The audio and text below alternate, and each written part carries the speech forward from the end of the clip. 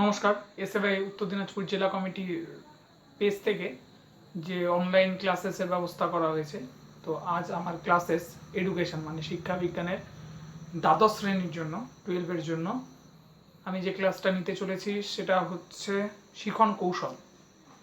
শিখন কৌশলের উপর আমি আজকে ক্লাস নিচ্ছি। তো শিখন কৌশল পড়ানোর আগে আমাদের অবশ্যই জানতে হবে যে আগের চ্যাপ্টার, শিখন কৌশলের আগের চ্যাপ্টার শিখন। তো শিখন কাকে বলে, ঠিক আছে? তো শিখন কাকে বলে সেটা আমাদের অবশ্যই পড়তে হবে।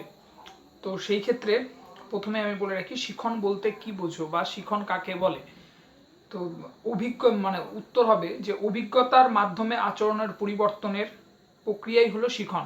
অভিজ্ঞতার মাধ্যমে আচরণের পরিবর্তনের প্রক্রিয়াই হলো শিখন। তাকে তাকে শিখন বলা হয়। তাহলে শিখন কাকে বলে? অভিজ্ঞতার মাধ্যমে আচরণের পরিবর্তনের প্রক্রিয়াই হলো শিখন। চলে আসি এবার শিখন কৌশলে। শিখন কৌশল বলতে কি বোঝো? কৌশল কথা অর্থ হলো পর্যায়, মানে ধাপ, কি ভাবে আমরা শিখবো আর কি। শিক্ষাটাকে আয়ত্ত করতে গেলে কি করা দরকার, সাধারণত তাকেই আমরা কৌশল বলি। মানে কোনো কিছু করতে আমরা কি করবো আর কি, কোনো কিছু শেখার জন্য আমরা কি করব, কৌশল। তো বলছে যে শিখন কৌশল মানে কি, শিক্ষণ কি, শিখনের প্রকৃতি কি, শিখন সম্পর্কে বিভিন্ন রকম মনোবিজ্ঞানীরা বিভিন্ন রকম পরীক্ষা নিরীক্ষা করেছেন। তো তারা জৈব ও মানসিক কৌশলের অবতারণার করেছেন। পরীক্ষা নিরীক্ষা করে জৈব ও মানসিক কৌশলের অবতারণা করেছেন। একটি তত্ত্বের মাধ্যমে উপস্থাপনের কৌশলই হলো শিখন তত্ত্বের আবিষ্কৃত শিখন তত্ত্ব। তাহলে শিখন তত্ত্ব কি? শিখন তত্ত্ব বলতে বলছে যে শিখন কি, শিখনের প্রকৃতি কি, শিখন সম্পর্কে বিভিন্ন মনোবিজ্ঞানীরা নানা ধরনের পরীক্ষা নিরীক্ষা সমীক্ষা করে বিভিন্ন ধরনের জৈব ও মানসিক কৌশল অবতারণা করেছেন। একটি তত্ত্বের মধ্যে উপস্থিত কৌশল হলো শিখন তত্ত্ব। একটি তত্ত্বের মধ্যে উপস্থিত কৌশলই হলো কি, শিখন তত্ত্ব। ঠিক আছে? তো শিখন কৌশলের মধ্যে প্রথমে যেগুলো আমাদের দরকার, শিখন কৌশলকে আয়ত্ত করতে গেলে প্রথমে আমাদের যেগুলো দরকার সেগুলো হলো পর্যবেক্ষণ, প্রথম দরকার। 2 নম্বর দরকার হলো অনুকরণ। 3 নম্বর দরকার হলো অনুবর্তন। 4 নম্বর হলো প্রচেষ্টা ও ভুলের কৌশল। আর 5 নম্বর হলো কি, অন্তর্দৃষ্টি। অন্তর্দৃষ্টি যদি না হয় তাহলে কিন্তু কোনোদিন শিখন সম্ভব নয়। ঠিক আছে? তো এগুলো দরকার। আর শিখনের 3টি গুরুত্বপূর্ণ উপাদান রয়েছে। শিখনের 3টি গুরুত্বপূর্ণ প্রধান উপাদান রয়েছে। শিক্ষার্থীকে ছাড়া কোনোদিন শিক্ষণ সম্পূর্ণ হবে না। তো প্রথম উপাদান হলো শিক্ষার্থী, দ্বিতীয় উপাদান হলো উদ্দীপক, আর তৃতীয় উপাদান হলো প্রতিক্রিয়া, ফিডব্যাক, প্রতিক্রিয়া।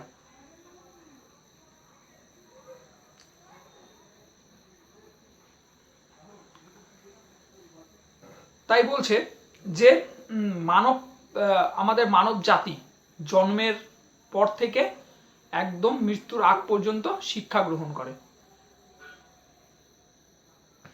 জন্মের পরের থেকে শুরু করে মৃত্যুর আগ পর্যন্ত শিক্ষা গ্রহণ করে। তো শিক্ষা ছাড়া মানব জীবন অচল। প্রতিটা মিনিটে প্রতিটা সেকেন্ডে আমরা কোনো না কোনো কিছু শিখে চলেছি। ঠিক আছে? তো সেটা আমাদের জন্য সম্ভব একমাত্র শিখন কৌশলের মধ্যে রয়েছে সেই বিষয়গুলি। আর এই শিখন কৌশলকে 2 প্রকার কৌশলে বিশেষভাবে মানে ভাগ করা হয়েছে। মানে শিখন কৌশলগুলির মধ্যে 2 প্রকার কৌশল বিশেষভাবে গুরুত্বপূর্ণ। সেই 2 প্রকার কৌশল কি? 2 প্রকার কৌশল হলো অনুবর্তন কৌশল আর একটা কি, সমস্যা সমাধানের কৌশল। 1 নাম্বার হলো অনুবর্তন কৌশল, 2 নাম্বার সমস্যা সমাধানের কৌশল। তো প্রথম আমাদের যেটা ভাগ আর কি, অনুবর্তন। তো অনুবর্তনকে নিয়ে এখন আলোচনা করব। শিখন কৌশলে 2টি ভাগ। শিখন কৌশলে 2টি ভাগের মধ্যে রয়েছে 2 প্রকার কৌশল বিশেষভাবে গুরুত্বপূর্ণ। শিখন কৌশলের মধ্যে 2 প্রকার কৌশল বিশেষভাবে গুরুত্বপূর্ণ। একটা হচ্ছে অনুবর্তন কৌশল আর 2 নাম্বার হচ্ছে সমস্যা সমাধানের কৌশল। তো সমস্যা সমাধানের কৌশল আর অনুবর্তনের কৌশলকে নিয়ে এখন আমরা আলোচনা করব। তো অনুবর্তনের যে কৌশল রয়েছে, অনুবর্তনের কৌশলকে সাধারণত দুই ধরনের অনুবর্তন বর্তমানে উল্লেখযোগ্য, মানে দু ধরনের অনুবর্তনকে আমরা সাধারণত পেয়ে থাকি। তার আগে বলে রাখি অনুবর্তন কাকে বলে। অনুবর্তন হলো একটি অস্বাভাবিক বা কৃত্রিম উদ্দীপকের পরিপ্রেক্ষিতে একটি নতুন প্রতিক্রিয়া বা আচরণ সৃষ্টি করে। অনুবর্তন হলো একটি অস্বাভাবিক বা কৃত্রিম উদ্দীপকের পরিপ্রেক্ষিতে একটি নতুন প্রতিক্রিয়া বা আচরণ সৃষ্টি করা। এই অনুবর্তন উদ্দীপকের পুনরাবৃত্তির মাধ্যমে ঘটে থাকে। সবসময় মনে রাখতে হবে অনুবর্তন উদ্দীপকের পুনরাবৃত্তির মাধ্যমে ঘটে থাকে। ঠিক আছে, চলো তাহলে এবার অনুবর্তনের দু ধরনের অনুবর্তন বর্তমানে উল্লেখনীয়, মানে উল্লেখযোগ্য হলো দু ধরনের অনুবর্তন। এক নাম্বার কি? এক নাম্বার হলো প্যাভলভীয় অনুবর্তন, মানে প্রাচীন অনুবর্তন যাকে আমরা বলি, প্রাচীন অনুবর্তনকে প্যাভলভীয় অনুবর্তন বলে। আর একটা সক্রিয় অনুবর্তন বা অপারেন্ট অনুবর্তন, সক্রিয় অনুবর্তন বা অপারেন্ট অনুবর্তন। তো এখন আমরা আলোচনা করব এখন প্যাভলভীয় অনুবর্তন বা প্রাচীন অনুবর্তন। কেন প্রাচীন অনুবর্তনকে প্যাভলভীয় অনুবর্তন বলা হয়? প্যাভলভীয় অনুবর্তন এই কারণে বলা হয় যে প্যাভলভ এই অনুবর্তনের আবিষ্কার করেছিলেন। এই অনুবর্তনের আবিষ্কার কে করেছিলেন? প্যাভলভ করেছিলেন। তার জন্য এই অনুবর্তনকে প্যাভলভীয় অনুবর্তন বলা হয়। এবার বলছি, তোমাদের মধ্যে কোশ্চেন আসতে পারে প্যাভলভ কে ছিলেন? তো প্যাভলভ ছিলেন একজন রাশিয়ান শরীরতত্ত্ববিদ। প্যাভলভ ছিলেন একজন রাশিয়ান শরীরতত্ত্ববিদ, যিনি চিকিৎসা বিজ্ঞানের ওপর 1904 খ্রিস্টাব্দে নোবেল পুরস্কার পান। চিকিৎসা বিজ্ঞানের ওপর তিনি 1904 খ্রিস্টাব্দে নোবেল পুরস্কার পান। এবার প্যাভলভের পরবর্তী পর্যায়ে বিভিন্ন মনোবিজ্ঞানীরা এসেছেন। তাদের মধ্যে উল্লেখযোগ্য হলো স্কিনার। তো স্কিনার কি করেছে? স্কিনার প্যাভলভীয় তত্ত্বের অনেক পরিবর্তন করে শিখন বিষয়ে নতুন নতুন অবদান রেখেছে। স্কিনার কি করেছে? প্যাভলভের অনুবর্তনের অনেক পরিবর্তন করে শিখন বিষয়ে নতুন নতুন অবদান রেখে গেছেন। স্কিনারের পার্ট চলে গেল, স্কিনারের পার্ট নিয়ে আমরা পরে আলোচনা করব। ফিরে আসি প্যাভলভের প্রাচীন অনুবর্তন। তো প্রাচীন অনুবর্তনে কি বলা হয়েছে? শরীরবিজ্ঞানী প্যাভলভ শরীরভিত্তিক ব্যাখ্যার মধ্যে দিয়ে অনুবর্তিত কৌশল তুলে ধরেছেন। শরীরবিজ্ঞানী প্যাভলভ শরীরবৃত্তির ব্যাখ্যার মধ্যে দিয়ে অনুবর্তিত কৌশল তুলে ধরেছেন। প্যাভলভের তথ্যানুযায়ী আমাদের প্রতিক্রিয়া মূলে থাকে জ্ঞানেন্দ্রিয়। প্যাভলভের তথ্য অনুযায়ী আমাদের প্রতিক্রিয়ার মূলে থাকে কি? আমাদের জ্ঞানেন্দ্রিয়। আমাদের শরীরে যেগুলো জ্ঞানেন্দ্রিয় সেগুলোকে আমরা পঞ্চেন্দ্রিয় নামেও চিনি। তো পঞ্চেন্দ্রিয়র মধ্যে কি কি পড়ে? আমাদের চোখ, কান, নাক, জিহ্বা, ত্বক, তাই তো। এছাড়াও আমাদের শরীরে রয়েছে কি? কিছু কর্মেন্দ্রিয়। কি কি? হাত ও পা প্রধানত আমাদের কর্মেন্দ্রিয়। এবার চলে আসি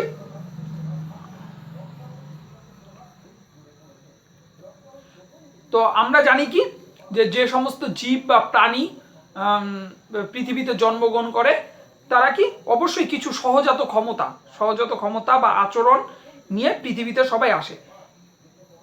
তো প্যাভলভ উদ্দীপক প্রতিক্রিয়া এর ভিত্তিতে পরীক্ষা নিরীক্ষা করে চলেছেন। তো তার মধ্যে অন্যতম পরীক্ষা হলো প্যাভলভের অনুবর্তন বা প্রাচীন অনুবর্তনের একটি অন্যতম পরীক্ষা হলো প্যাভলভ একটি ক্ষুধার্ত কুকুরকে নিয়ে পরীক্ষা করেছিলেন, যা প্যাভলভীয় অনুবর্তন বা প্রাচীন অনুবর্তনের একটি উল্লেখযোগ্য পরীক্ষা।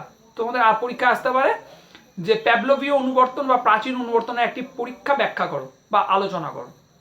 তো প্যাভলভের যে যতগুলি পরীক্ষা করেছিল প্যাভলভ, তার মধ্যে অন্যতম হলো একটি ক্ষুধার্ত কুকুরকে নিয়ে পরীক্ষা করা। তো প্যাভলভ কি করেছিল এই পরীক্ষায় সেটা নিয়ে আলোচনা করা যায়। প্যাভলভ একটা ক্ষুধার্ত কুকুরকে কি করেছিল? তার একটা টেবিলের উপরে, পরীক্ষাগারে একটা টেবিলের উপরে এনে তাকে খাদ্য দিয়েছিল। তো খাদ্য দেখে পরে ক্ষুধার্ত কুকুরের কি হলো? লালাকরণ শুরু হলো। তো সে কি করলো? সেই খাবারটা খেয়ে নিল। লালাকরণ হলো, সে যেহেতু ক্ষুধার্ত ছিল সে খাবারটা খেয়ে নিল। তো খাবারটা খাওয়ার পর প্যাভলভ কুকুরটার সামনে কিছুক্ষণ ঘন্টা বাজালেন। ঠিক আছে, প্যাভলভ কুকুরটার সামনে কিছুক্ষণ ঘন্টা বাজালেন। ঘন্টা বাজানোর ফলে মানে ঘন্টা বাজানো শেষ করার ঠিক আগে, মানে ঘন্টা বাজিয়ে যাচ্ছেন তার কিছুক্ষণ আগে, মানে সে ঘন্টা বাজানো শেষ করবেন তার কিছুক্ষণ আগে তিনি আবার কুকুরটাকে খেতে দিলেন, খাদ্য দিলেন। তো খাদ্য দেওয়ার পর কি হলো, ঘন্টা বাজানো তিনি বন্ধ করলেন। এইভাবে ঘন্টা বাজানো শুরু করা, তার কিছুক্ষণ পরে কুকুরকে খেতে দেওয়া, মানে ঘন্টা বাজানো চলাকালীন কুকুরকে খেতে দেওয়া, এইভাবে তিনি কিছুদিন চালিয়ে গেলেন। মানে কুকুর ঘন্টা বাজাচ্ছেন, ঘন্টা বাজানো শেষ করার কিছুক্ষণ আগে কুকুরটাকে খেতে দিচ্ছেন, এইভাবে 1 দিন 2 দিন 3 দিন 4 দিন করে তিনি চালিয়ে গেলেন। তো তারপরে তিনি কি দেখতে পেলেন, তিনি দেখতে পেলেন যে কিছুদিন পরের থেকে যেই ঘন্টা বাজানো শুরু হচ্ছে অমনি কুকুরটার লালাকরণ শুরু হচ্ছে। তো এখানে কি, এখানে লালাকরণ কি,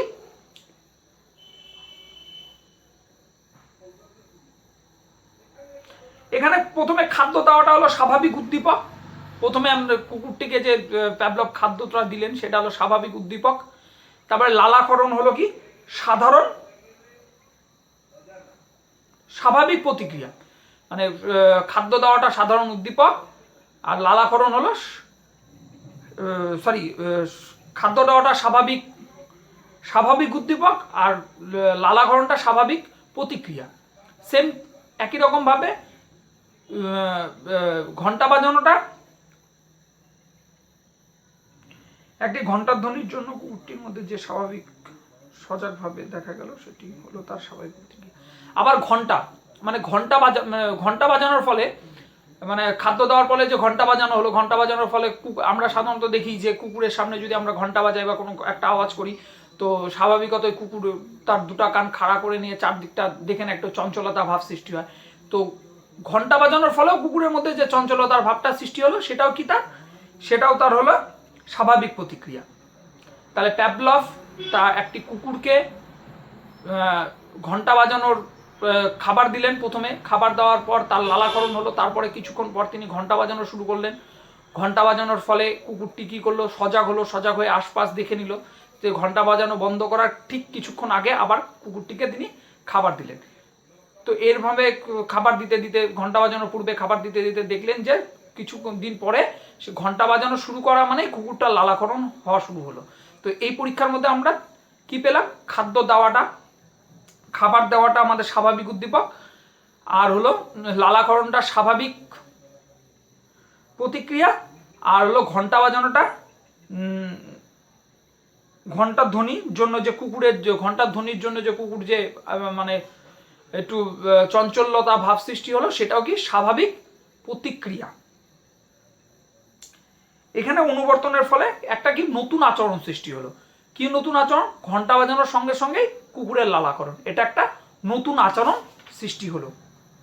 ঠিক আছে, তো প্যাভলভীয় অনুবর্তন বা প্রাচীন অনুবর্তনের সাংকেতিক চিত্রটা হবে ঠিক এরকম। সাংকেতিক চিহ্নটা হবে ঠিক এরকম। কি সাংকেতিক চিহ্নটা ঠিক এরকম কি হবে, তো প্রথমে বলছে যে ঘন্টার ধ্বনির ফলে কি হচ্ছে, ঘন্টার ধ্বনির ফলে কুকুরের মধ্যে চঞ্চলতা সৃষ্টি হচ্ছে। ঘন্টার ধ্বনির ফলে কুকুরের মধ্যে চঞ্চলতা সৃষ্টি হচ্ছে। আবার ঘন্টার ধ্বনির ফলে কি হচ্ছে, লালাকরণ হচ্ছে। ঠিক আছে, আবার এই ঘন্টার ধ্বনির ফলে আবার কি হচ্ছে, খাদ্যবস্তু দেওয়ার ফলেও কি হচ্ছে, লালাকরণ হচ্ছে। ঠিক আছে, এটা কি বলছে, এটাকে বলছে প্যাভলভীয় অনুবর্তনের সাংকেতিক চিত্র। ঠিক আছে, আমরা আলোচনা করলাম যে প্যাভলভ যে ক্ষুধার্ত কুকুরকে নিয়ে পরীক্ষা করেছেন তা নিয়ে আমরা আলোচনা করলাম। এখন আমরা আলোচনা করব মনোবিজ্ঞানী প্যাভলভ পরীক্ষালব্ধ সিদ্ধান্ত কি কি নিয়েছেন। প্রথমত সিদ্ধান্ত কি বলেছেন, যে প্রতিক্রিয়ায় একটি স্বাভাবিক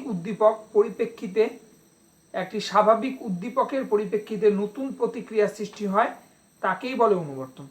প্যাভলভ প্রথম সিদ্ধান্ত নিয়েছেন কি, যে প্রক্রিয়ায় একটি অস্বাভাবিক উদ্দীপকের পরিপ্রেক্ষিতে একটি নতুন প্রতিক্রিয়ার সৃষ্টি হয় তাকেই বলা হয়েছে কি, তাকে বলা হয়েছে অনুবর্তন। 2 নম্বর সিদ্ধান্ততে কি বলেছে, যে অস্বাভাবিক উদ্দীপকের পরিপ্রেক্ষিতে প্রাণীর মধ্যে নতুন প্রতিক্রিয়া তৈরি হয়, যে অস্বাভাবিক উদ্দীপকের পরিপ্রেক্ষিতে প্রাণীর মধ্যে নতুন প্রতিক্রিয়া তৈরি হয় সেই অস্বাভাবিক উদ্দীপককে বলে অনুবর্তন উদ্দীপক। তাহলে যে অস্বাভাবিক উদ্দীপকের পরিপ্রেক্ষিতে প্রাণীর মধ্যে নতুন প্রক্রিয়া তৈরি হয় সেই অস্বাভাবিক উদ্দীপককে বলা হয় অনুবর্তিত উদ্দীপক। আর এখানে অনুবর্তিত উদ্দীপক কি, ঘণ্টার ধ্বনি। এখানটা অনুবর্তিত উদ্দীপক কি, ঘণ্টার ধ্বনি। ঠিক আছে। 3 নম্বরে কি বলছে, অস্বাভাবিক উদ্দীপকের দরুন যে অস্বাভাবিক প্রতিক্রিয়ার সৃষ্টি হয়, অস্বাভাবিক উদ্দীপকের দরুন যে অস্বাভাবিক প্রতিক্রিয়ার সৃষ্টি হয় সেই প্রতিক্রিয়াকে বলে অনুবর্তন প্রতিক্রিয়া। সেই প্রতিক্রিয়াকে কি বলে, অনুবর্তন প্রতিক্রিয়া। এখানে লালাক্ষরণ হলো অনুবর্তন প্রতিক্রিয়া। তাহলে লালাক্ষরণ একটি কি, অনুবর্তন প্রতিক্রিয়া। 4 নম্বর কি বলছে, 4 নম্বর বলছে যে স্বাভাবিক উদ্দীপকের পরিপ্রেক্ষিতে স্বভাবজাত প্রতিক্রিয়ার সৃষ্টি হয় সেই উদ্দীপককে বলা হয় অনাবর্তিত উদ্দীপক। সেই উদ্দীপককে কি বলা হয়, অনাবর্তিত উদ্দীপক। অনাবর্তিত উদ্দীপক কাকে বলে, তাহলে যে স্বাভাবিক উদ্দীপকের পরিপ্রেক্ষিতে স্বভাবজাত প্রক্রিয়ার সৃষ্টি হয়, স্বভাবজাত প্রতিক্রিয়ার সৃষ্টি হয় সেই উদ্দীপককে বলে অনাবর্তিত উদ্দীপক। এখানে খাদ্যবস্তু হলো কি, অনাবর্তিত উদ্দীপক। এই 4টি সিদ্ধান্তে প্যাভলভ সিদ্ধান্ত নিয়েছেন, এই 4টি সিদ্ধান্ত প্যাভলভ নিয়েছেন। এবার প্যাভলভ বলেছেন যে শিশু শিখনে অনুবর্তনের কার্যকারিতা। মানে আমরা যে ছোটবেলার থেকে শিক্ষা গ্রহণ করে এসেছি, এই শিক্ষা গ্রহণের জন্য অনুবর্তন কি কি কার্যকারিতা রয়েছে। প্রথমে কি বলেছেন, প্যাভলভ বলেন যে শিশুর অভ্যাস গঠনে, অভিজ্ঞতা অর্জনে, শৃঙ্খলামূলক আচরণ প্রকাশের ক্ষেত্রে এবং নেতিবাচক অভ্যাস ত্যাগের ক্ষেত্রে এমন বহু ক্ষেত্রেই অনুবর্তন ক্রিয়া কার্যকরী। তাহলে শিক্ষক প্যাভলভ বলেছেন যে শিশুর অভিজ্ঞতা অর্জনে, অভ্যাস গঠনে, তারপরে কি শৃঙ্খলামূলক আচরণ প্রকাশের ক্ষেত্রে, আর কি বলেছেন, নেতিবাচক অভ্যাস ত্যাগের ক্ষেত্রে, এমন ক্ষেত্রে, এছাড়াও এমন বহু ক্ষেত্রে অনুবর্তন ক্রিয়া কার্যকরী। অনুবর্তন ক্রিয়া এই সমস্ত ক্ষেত্রে কার্যকর হয়েছে। এবার চলে আসি শিক্ষাক্ষেত্রে প্রাচীন অনুবর্তনের প্রয়োগ। কিভাবে আমরা শিক্ষাক্ষেত্রে প্রাচীন অনুবর্তনের প্রয়োগ করব। তো প্রথমত বলা হয়েছে যে প্রাচীন অনুবর্তনে যদি আমরা প্রয়োগ করি তার গুরুত্বটাকে আমাকে দেখতে হবে। মানে প্রাচীন অনুবর্তন বা প্যাভলভীয় অনুবর্তনের গুরুত্বটা কি আছে। যদি গুরুত্ব না থাকে তাহলে কিন্তু আমরা শিক্ষাক্ষেত্রে সেটাকে আমি প্রয়োগ করতে পারবো না। যদি গুরুত্ব থাকে তাহলে আমি সেটাকে প্রয়োগ করতে পারবো। তাহলে কি বলেছে, যেহেতু অনুবর্তন একটি অস্বাভাবিক বা কৃত্রিম উদ্দীপকের পরিপ্রেক্ষিতে একটি নতুন প্রতিক্রিয়া সৃষ্টি করা যায়, সেহেতু এই তত্ত্বে শিখনে কার্যকরী। তাহলে কেন শিখনে কার্যকরী, তাহলে বলেছে যেহেতু অনুবর্তনে একটি অস্বাভাবিক বা কৃত্রিম উদ্দীপকের পরিপ্রেক্ষিতে একটি নতুন প্রতিক্রিয়া সৃষ্টি করা যায়, সেহেতু এই তত্ত্ব শিখনের ক্ষেত্রে কার্যকরী। তাই মনোবিদ প্যাভলভ বলেছেন, একটা কোটেশন আছে এখানটায়, মনোবিদ প্যাভলভ বলেছেন, প্রশিক্ষণ, শিক্ষা এবং যে কোনো প্রকারের শৃঙ্খলাকে ভিত্তি করে গড়ে ওঠা বিভিন্ন প্রকারের অভ্যাস নিরবিচ্ছিন্ন অনুবর্তনের প্রতিফলন ছাড়া আর কিছু নয়। কি বলেছেন, যে বলেছেন প্রশিক্ষণ, শিক্ষা এবং যে কোনো শৃঙ্খলা ভিত্তিক গড়ে ওঠার বিভিন্ন প্রকারের অভ্যাস নিরবচ্ছিন্ন অনুবর্তনের প্রতিফলন ছাড়া আর কিচ্ছু নয়। ঠিক আছে।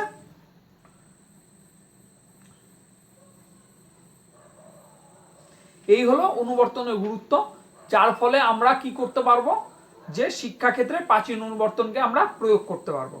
যার ফলে শিক্ষার্থীর মধ্যে কি কি গুণ দেখা যাবে, শিক্ষকদের মধ্যে প্রশিক্ষণ দেখা দিবে, আর কি দেখা দিবে, শিক্ষা দেখা দিবে এবং যে কোনো শৃঙ্খলাকে ভিত্তি করে গড়ে ওঠা বিভিন্ন অভ্যাস, যার ফলে দেখা দেবে শিক্ষার্থীর মধ্যে। যদি আমরা প্রাচীন অনুবর্তনকে বা প্যাভলভীয় অনুবর্তনকে শিক্ষাক্ষেত্রে প্রয়োগ করি। এরপরে আমরা আলোচনা করব যে প্রাচীন অনুবর্তনের শিখন কৌশলের বৈশিষ্ট্যগুলি। এবার প্রাচীন অনুবর্তনের বৈশিষ্ট্যগুলি আমরা আলোচনা করব। প্রাচীন অনুবর্তনমূলক শিখন কৌশলের বৈশিষ্ট্য। প্রথম বৈশিষ্ট্য কি? যে প্রথম বৈশিষ্ট্য একটা পয়েন্ট হবে। প্রথম পয়েন্টটা কি? উদ্দীপকের প্রকৃতি ও প্রতিক্রিয়া। উদ্দীপকের প্রকৃতি ও প্রতিক্রিয়া পয়েন্ট। তারপরে আমরা আলোচনায় আসি। অনুবর্তন হলো কোনো অস্বাভাবিক উদ্দীপকের পরিপ্রেক্ষিতে নতুন প্রতিক্রিয়া সৃষ্টি করে। অনুবর্তন হলো কোনো অস্বাভাবিক উদ্দীপকের পরিপ্রেক্ষিতে নতুন প্রতিক্রিয়া সৃষ্টি করে। এখানে উদ্দীপকের প্রকৃতির ওপর প্রতিক্রিয়া নির্ভরশীল। সবসময় মনে রাখতে হবে উদ্দীপকের প্রকৃতির ওপর কিন্তু প্রতিক্রিয়া নির্ভর করবে। তাহলে উদাহরণস্বরূপ কি বলা যায়? উদ্দীপক শক্তিশালী হলে প্রতিক্রিয়াও শক্তিশালী হবে। ঠিক আছে। 2 নাম্বার, অনুবর্তিত উদ্দীপকের উপস্থিতি। অনুবর্তিত উদ্দীপকের উপস্থিতি 2 নাম্বার পয়েন্ট। 2 নাম্বার পয়েন্টে কি বলছে? অনুবর্তিত উদ্দীপকের উপস্থিতি। কি বলছে? অনুবর্তনমূলক কৌশলে অনুবর্তিত উদ্দীপকের স্বাভাবিক উদ্দীপকের ঠিক আগে উপস্থিত করতে হবে। অনুবর্তনমূলক কৌশলে অনুবর্তিত উদ্দীপককে স্বাভাবিক উদ্দীপকের ঠিক আগে কি করতে হবে? উপস্থাপন করতে হবে। এখানে প্যাভলভের পরীক্ষায় ঘণ্টার ধ্বনি বন্ধ হওয়ার ঠিক পূর্বে খাদ্যবস্তুকে সরবরাহ করা হয়েছে। তাহলে ঠিক কি করেছেন প্যাভলভ? ঘণ্টার ধ্বনি বন্ধ হওয়ার ঠিক পূর্বে, মানে ঘণ্টার ধ্বনি বন্ধ হওয়ার ঠিক কিছুক্ষণ আগে খাদ্যবস্তুকে কিন্তু প্যাভলভ কুকুরের সামনে এনেছেন। 3 নাম্বার কি বলছে? অধিক শক্তিশালী এবং স্বাভাবিক উদ্দীপক। 3 নাম্বার পয়েন্ট, অধিক শক্তিশালী এবং স্বাভাবিক উদ্দীপক। কি বলেছে? প্যাভলভের অনুবর্তনে অনুবর্তিত উদ্দীপকের চেয়ে স্বাভাবিক উদ্দীপক অধিক শক্তিশালী হবে। প্যাভলভের অনুবর্তনে অনুবর্তিত উদ্দীপকের চেয়ে স্বাভাবিক উদ্দীপক অধিক বেশি শক্তিশালী হবে। এখানে খাদ্যবস্তু ঘণ্টার ধ্বনি অপেক্ষায় অধিক শক্তিশালী। খাদ্যবস্তু কিন্তু ঘণ্টার ধ্বনি অপেক্ষায় অধিক বেশি শক্তিশালী। ঠিক আছে। কেননা ঘণ্টার ধ্বনি খাদ্যবস্তু অধিক বেশি শক্তিশালী, কেননা খাদ্যবস্তুর জন্যই কিন্তু কুকুরের লালাকরণটা হচ্ছে, ঘণ্টার জন্য নয়। ঠিক আছে। তার জন্য কি খাদ্যবস্তু কিন্তু ঘণ্টার ধ্বনি অপেক্ষায় বেশি শক্তিশালী। কেননা কুকুরটি ক্ষুধার্ত, ঘণ্টার ধ্বনির জন্য কিন্তু তার লালাকরণ হচ্ছে না। খিদা মানে সে ক্ষুধার্ত, খাবারের জন্য লালাকরণ হচ্ছে, কিন্তু সে বুঝেছে যে ঘণ্টার ধ্বনির পরেই যেহেতু খাবার আসে, তার জন্য ঘণ্টার ধ্বনির সঙ্গে সঙ্গে তার লালাকরণ হচ্ছে। এখানে বুঝতে হবে যে ঘণ্টার ধ্বনি অপেক্ষা খাদ্যবস্তু বেশি শক্তিশালী।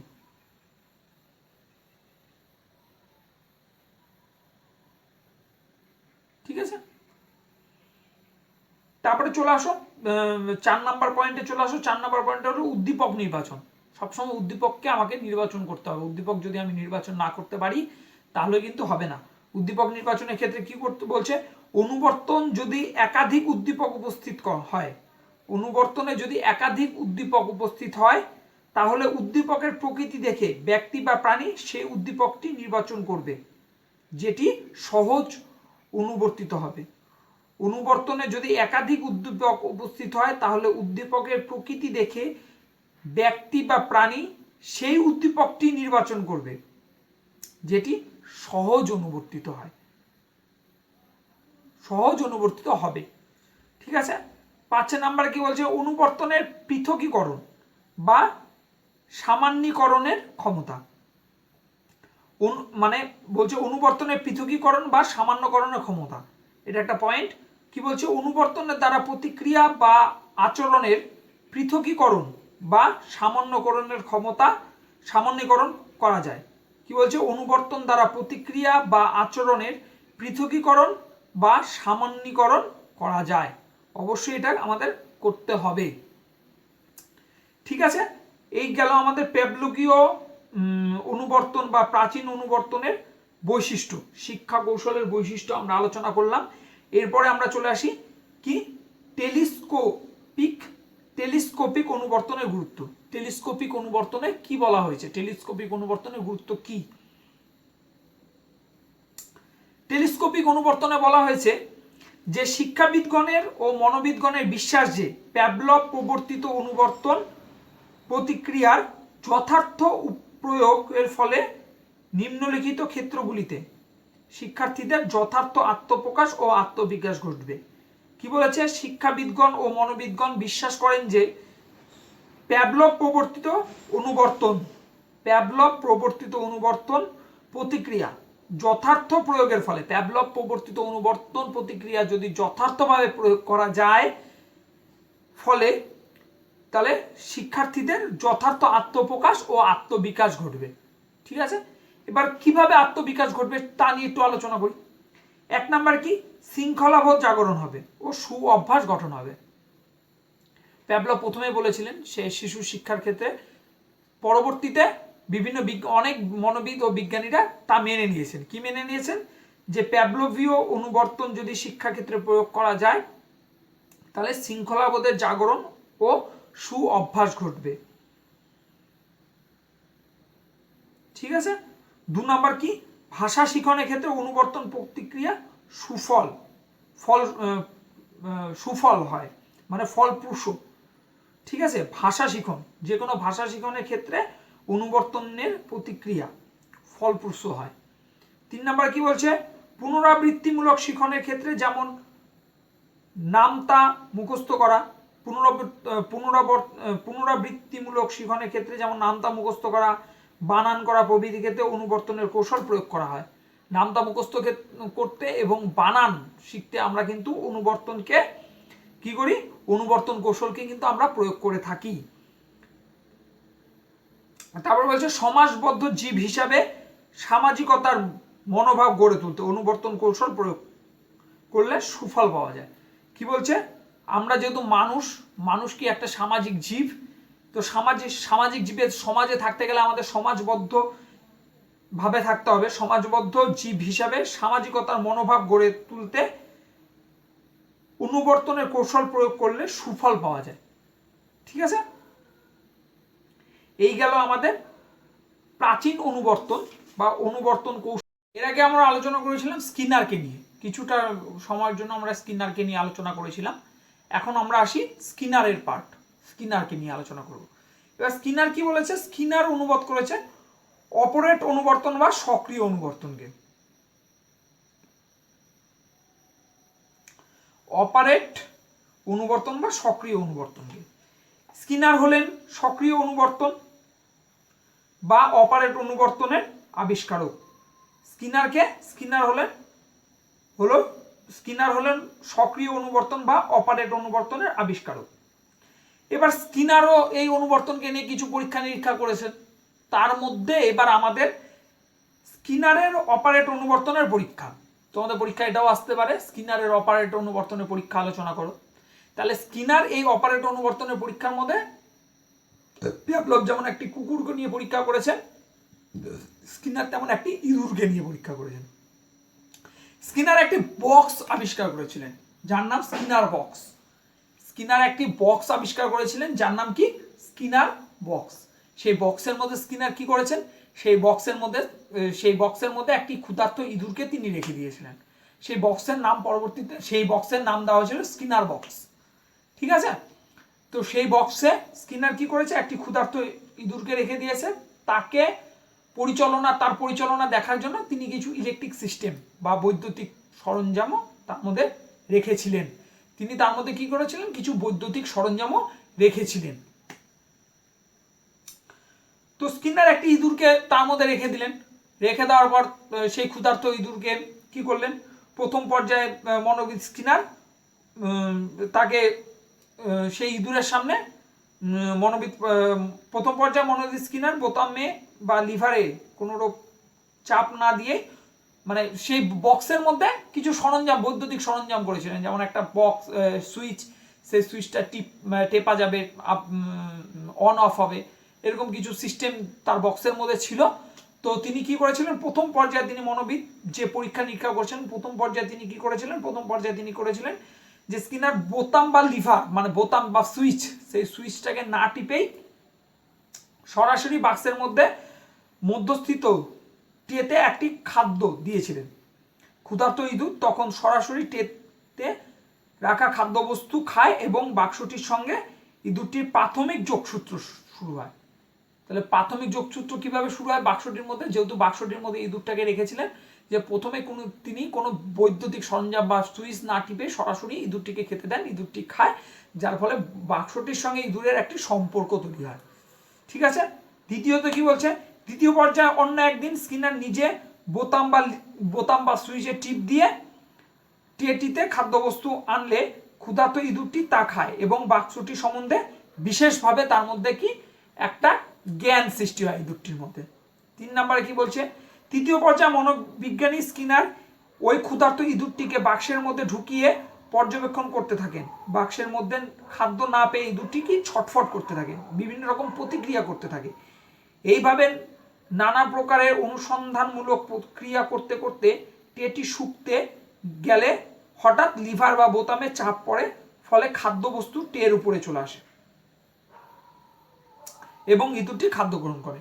তো স্কিনার তৃতীয় পর্যায়ে কি করেছিলেন, খাদ্যবস্তুটা এমন একটা সুইচ মানে দরজার সিস্টেম করা ছিল যে সুইচ টিপলে খাদ্যবস্তু চলে আসবে টের মধ্যে, তো তার মধ্যে খাদ্যটা দিয়ে রেখেছিলেন এবং ইঁদুরটাকে সেই বক্সের মধ্যে ছেড়ে দিয়েছিলেন। তো ইঁদুরটা খাদ্যের জন্য ছটফট করছিল, তো করতে করতে করতে সে যখন ট্রেটার কাছে গেল তখন হঠাৎ করে তার শরীরের বা পায়ের চাপে সেই সুইচটার মধ্যে চাপ পড়ে গেল, যার ফলে খাদ্যবস্তুটা বের হয়ে আসলো এবং কি বের হয়ে আসার সঙ্গে সঙ্গে ইঁদুর খাদ্যবস্তুটি টের উপরে আসে এবং ইঁদুরটি তা গ্রহণ করে।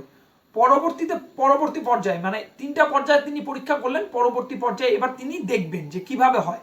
তো পরবর্তী পর্যায়ে ওই মনোবিজ্ঞানী মানে স্কিনার আরও কয়েকবার ঘটনাটির পুনরাবৃত্তি ঘটান এবং লক্ষ্য করেন যে পুনরাবৃত্তিক্রমে অনুযায়ী ইঁদুরটি পূর্বক্রম অপেক্ষায় পরবর্তী ক্রমে কম সময়ে লিভার বা কম সময়ে বোতামটি টিপে খাদ্যবস্তু নিয়ে আসছে,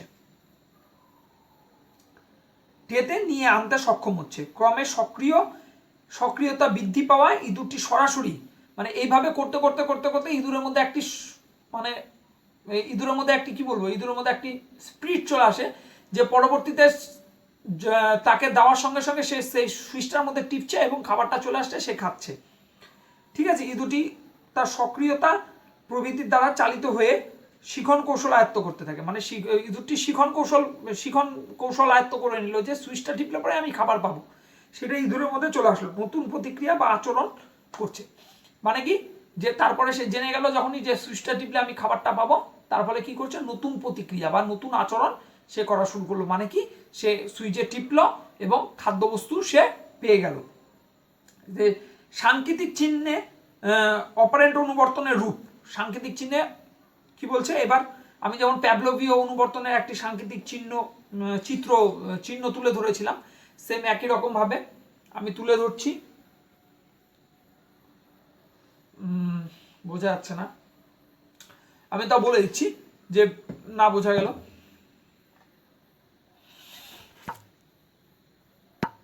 সরি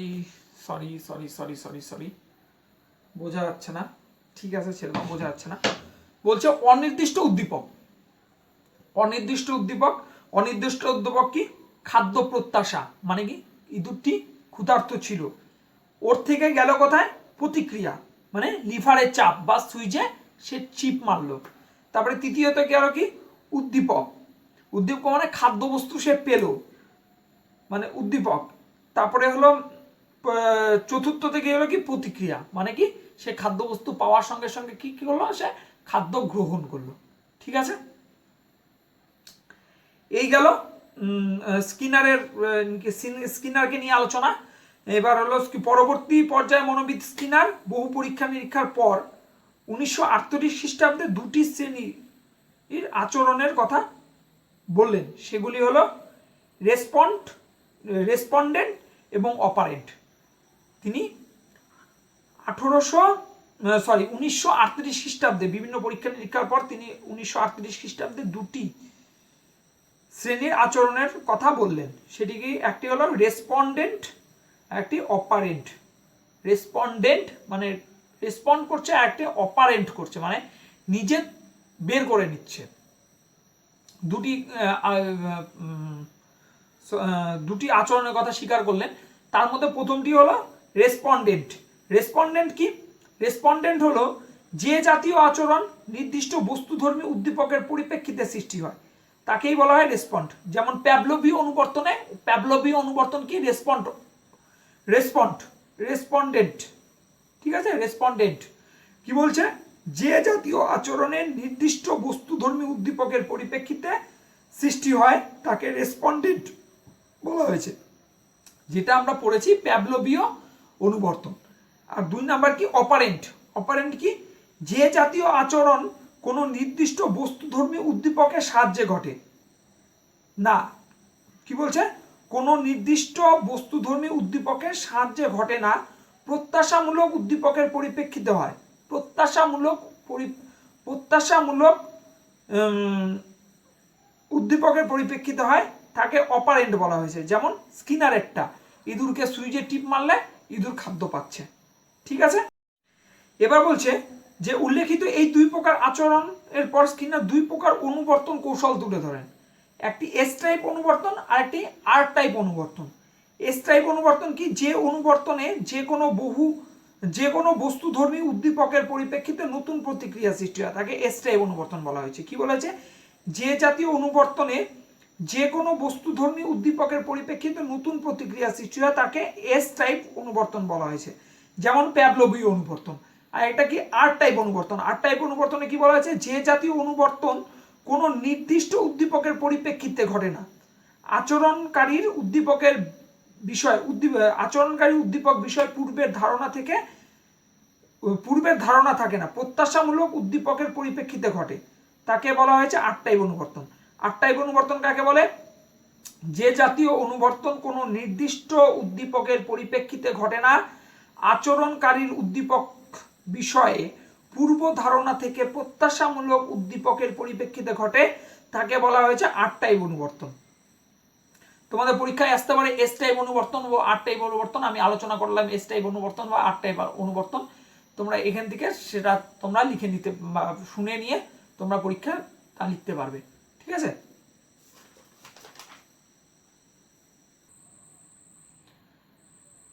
সক্রিয় অনুবর্তন বা অপারেন্ট অনুবর্তনের বৈশিষ্ট্য এবার আমরা আলোচনা করব। প্রথমত কি বলছে? প্রস্তুতি। অপারেন্ট অনুবর্তনের ক্ষেত্রে প্রাথমিক প্রস্তুতি একান্ত প্রয়োজন। অপারেন্ট অনুবর্তনের ক্ষেত্রে প্রাকৃতিক প্রস্তুতি একান্ত প্রয়োজন। পূর্বের প্রস্তুতিতে পূর্ববর্তী আচরণগুলি বিন্যস্ত হয়। পূর্ববর্তী আচরণগুলির ক্রম অনুশীলনে অপারেন্ট বা আচরণ সৃষ্টি হয়। মনোবিদ স্কিনারের পরীক্ষায় ইঁদুর নিজ প্রচেষ্টায় লিভারে বা সুইচে চাপ দিয়ে ট্রেতে খাদ্য আনে। এখানে 2টি পর্যায় পূর্ব প্রস্তুতি ছিল। শিশুদের শিখনের ক্ষেত্রে এইরূপ পূর্ব প্রস্তুতি প্রয়োজন। আমি যদি এটা শিশুদের শিখনের ক্ষেত্রে প্রয়োগ করি তাহলে তা পূর্ব প্রস্তুতি নিতে হবে। এক্ষেত্রে শিক্ষক পূর্ব প্রস্তুতির ক্ষেত্রে নির্বাচন করে দেবেন। শিক্ষক কিভাবে তার শিশুদের শিক্ষা দেবেন তা তিনি নিজে প্রস্তুত করে নেবেন। 2 নম্বরে কি বলছে? শক্তিদায়ক সত্তা বা উদ্দীপক। শক্তিদায়ক সত্তা বা উদ্দীপক কি? অপারেন্ট বা আচরণ একবার সম্পাদনের পর যে উদ্দীপক প্রাণীকে বিশেষভাবে প্রভাবিত করে তাকে বলে শক্তিদায়ক সত্তা বা শক্তিদায়ী উদ্দীপক। স্কিনারের পরীক্ষায় লিভার বা সুইচে চাপ দেওয়ায় পরিপ্রেক্ষিতে প্রথমবার খাদ্যবস্তু পাওয়ার পর ইঁদুরের আচরণের শক্তিকে বাড়িয়ে তুলেছিল, তাই এখানে খাদ্যবস্তু শক্তিদায়ক উদ্দীপক বা সত্তা। 3 নম্বর কি বলছে? স্বতঃস্ফূর্ত আচরণ। অপারেন্ট অনুবর্তন আর একটি গুরুত্বপূর্ণ বৈশিষ্ট্য হলো স্বতঃস্ফূর্ততা। প্রাণী নিজের চাহিদার পরিতৃপ্তির জন্য আচরণে স্বতঃস্ফূর্তভাবে করে, মানে প্রাণী নিজের চাহিদা পূরণের জন্য আচরণ স্বতঃস্ফূর্তভাবে করে। কেউ যদি ক্লাসে ফার্স্ট হয় তার পরিবর্তে সে যদি পুরস্কার পায় সে কিন্তু ক্লাসে ফার্স্ট প্রত্যেকবারই হবে। ঠিক আছে, তারপরে কি বলছে? সক্রিয়তা পেশনা। সক্রিয়তা ও পেশনা কি বলছে? অপারেন্ট অনুবর্তনে সক্রিয়তা পেশনা প্রভৃতি মানসিক প্রক্রিয়া শক্তিদায়ক সত্তার জন্ম দেয়। অপারেন্ট অনুবর্তনে সক্রিয়তা পেশনা প্রভৃতি মানসিক প্রক্রিয়া শক্তিদায়ক সত্তার জন্ম দেয়, ফলে শিক্ষার্থী নতুন আচরণ সম্পাদন করে। শিক্ষার্থীকে যদি পেশনা বা মানসিক প্রক্রিয়া শক্তিদায়ক সত্তার জন্ম দেয়, তাহলে কি করবে সে, ফলে শিক্ষার্থী নতুন আচরণ সম্পাদন করবে। 4 নম্বরে কি বলছে, 5 নম্বরে কি বলছে, 5 নম্বরে বলছে ফলাফল ভিত্তিক উদ্দীপক বা প্রতিক্রিয়া সংযোগ। কি বলছে, অপারেন্ট অনুবর্তনে উদ্দীপক ও প্রতিক্রিয়া সংযোগের ফলে, অপারেন্ট অনুবর্তনে উদ্দীপক ও প্রতিক্রিয়ার সংযোগের ফলে যান্ত্রিক সংযোগ নয়। কি বলছে, অপারেন্ট অনুবর্তনে উদ্দীপক ও প্রতিক্রিয়ার সংযোগ কোনো যান্ত্রিক সংযোগ নয়, এই সংযোগ ফল ভিত্তিক সংযোগ। অপারেন্ট অনুবর্তনে, আবার বলছি, অপারেন্ট অনুবর্তনে উদ্দীপক ও প্রতিক্রিয়ার সংযোগ কোনো যান্ত্রিক সংযোগ নয়, এই সংযোগ কি, ফল ভিত্তিক সংযোগ। এই সংযোগ কি, ফল ভিত্তিক সংযোগ। ঠিক আছে, এবার আমরা আলোচনা করব যে অপারেন্ট অনুবর্তনের শিক্ষামূলক প্রয়োগ। শিক্ষা ক্ষেত্রে আমরা অপারেন্ট অনুবর্তনকে কি কি ক্ষেত্রে প্রয়োগ করব। তাই বলছেন, মনোবিজ্ঞানী স্কিনার প্রবর্তিত অপারেন্ট অনুবর্তনের তত্ত্ব যে যে মৌলিক নীতি তুলে ধরা যেতে পারে সেগুলি হলো কি, 1 নম্বর হলো কি, শাস্তি পরিবাহ নীতি। শাস্তি পরিবাহ নীতি বলতে কি বলছে, যে বলছে শাস্তিদানের পদ্ধতিকে আমাদের কি করতে হবে, বর্জন করতে হবে। শাস্তিদানের পদ্ধতিকে আমাদের বর্জন করতে হবে। শিক্ষক শিক্ষার্থীকে মানসিকতা অনুধাবন করে উদ্দেশ্যমুখী শক্তিদায়ক উদ্দীপক দ্বারা উদ্দীপিত করলে শিক্ষার্থী পাঠে মনোযোগী হবে, শিখন কার্যকারী হয় এবং শিখনলব্ধ অভিজ্ঞতা স্থায়িত্ব বৃদ্ধি পায়। কি করা যাবে না, শিক্ষার্থীকে কোনো শাস্তি দেওয়া যাবে না। ঠিক আছে, শিক্ষার্থী যদি কোনো কিছুর ভুল করে তাকে শাস্তি দেওয়া যাবে না, তাকে কি করতে হবে, শাস্তি দানকে অ্যাভয়েড করে নিয়ে কি করতে হবে, শিক্ষার্থীকে মানসিক অনুধাবন করে উদ্দেশ্যমুখী শক্তিদায়ক উদ্দীপক দ্বারা উদ্দীপিত করতে হবে, যাতে শিক্ষার্থী পড়াশোনা বা যে জিনিস শিখবে তার প্রতি আগ্রহ বাড়ে, তার জন্য তাকে উদ্দীপিত করতে হবে, শক্তিদায়ক উদ্দীপক দ্বারা উদ্দীপিত করতে হবে, যাতে সে জিনিসটাকে শিখতে পারে। 2 নম্বর কি, প্রশংসা ও পুরস্কার প্রদান। প্রত্যেকটা শিক্ষার ক্ষেত্রে আমাকে কি করতে হবে, প্রশংসা ও পুরস্কার প্রদান করতে হবে। কেমন, একটা শ্রেণীকক্ষে একটা ক্লাস চলছে, সেই ক্লাসে শিক্ষক মহাশয় ছাত্রদের প্রশ্ন করলেন, তো শিক্ষার্থী ভুল উত্তর দিল, তো তাকে বকা দেওয়া যাবে না বা গালিগালাজ করা যাবে না, তাকে বলতে হবে বাবা তো ভুল হয়েছে, এটাকে এইভাবে পড়তে হবে, যার ফলে কি হবে, তার মধ্যে নতুন একটা বা কিছুটা ঠিক হয়েছে, নতুন একটা অনুভূতির সৃষ্টি হবে। বা কোনো ছাত্র কিছুটা ঠিক বলেছে, তো তখন বলতে হবে তুই এতটা ঠিক বলেছিস, আর একটু ভালো মতন পড়লে তুই আরেকটু ভালো মতন বলতে পারবি। তো প্রশংসা এবং পুরস্কার, যে ভালো পারবে তাকে বা খুব ভালো, গুড বয়, গুড গার্ল, এরকম ভাবে তাকে প্রশংসা করতে হবে। তার ফলে কি হবে, তারা ভালো মতন শিক্ষাটাকে আরো আয়ত্ত করবে। ঠিক আছে, আরেকটা কি বলছে, শিক্ষার্থীর সক্রিয়তা। শ্রেণীকক্ষে শিক্ষার্থীর সক্রিয়তা কিন্তু জরুরি, নাহলে কিন্তু শিখন সম্ভব নয়। কি বলছে, সক্রিয়তাই স্বতঃস্ফূর্ত নতুন আচরণের জন্ম দেয়। সক্রিয়তায় স্বতঃস্ফূর্ত নতুন আচরণের জন্ম দেয়। যদি শ্রেণীকক্ষে কোনো একটা শিক্ষার্থী মনমরা হয়ে বসে থাকে, তাহলে কিন্তু সে কি শেখানো হচ্ছে সে কিন্তু সে শিখতে পারবে না।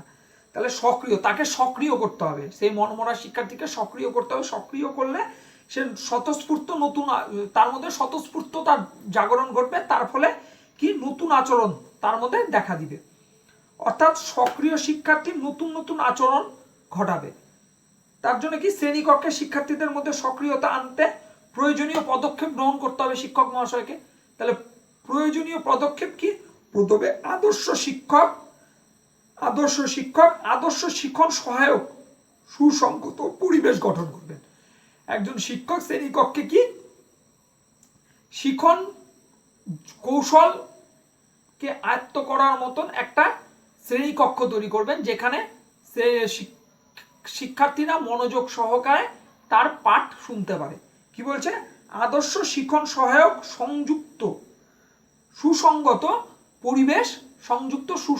পরিবেশ গড়ে তুলবেন।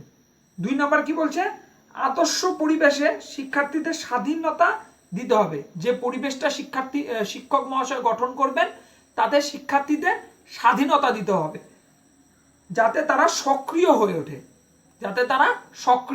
হয়ে ওঠে, তাদের মধ্যে সৃজনশীল ক্ষমতাটা কাজ করে এমন পরিবেশ আমাকে বা শিক্ষককে তৈরি করে দিতে হবে।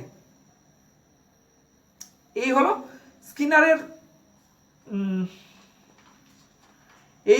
স্কিনারের প্রয়োগ, অপারেন্ট অনুবর্তনের শিক্ষামূলক প্রয়োগ।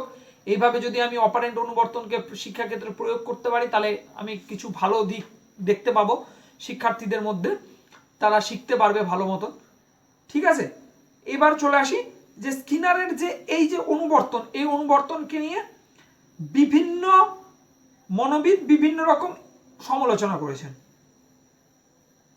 স্কিনারের অনুবর্তন তত্ত্বে ত্রুটি থাকতে পারে, বিভিন্ন মনোবিদ এর ত্রুটি তুলে ধরেছেন।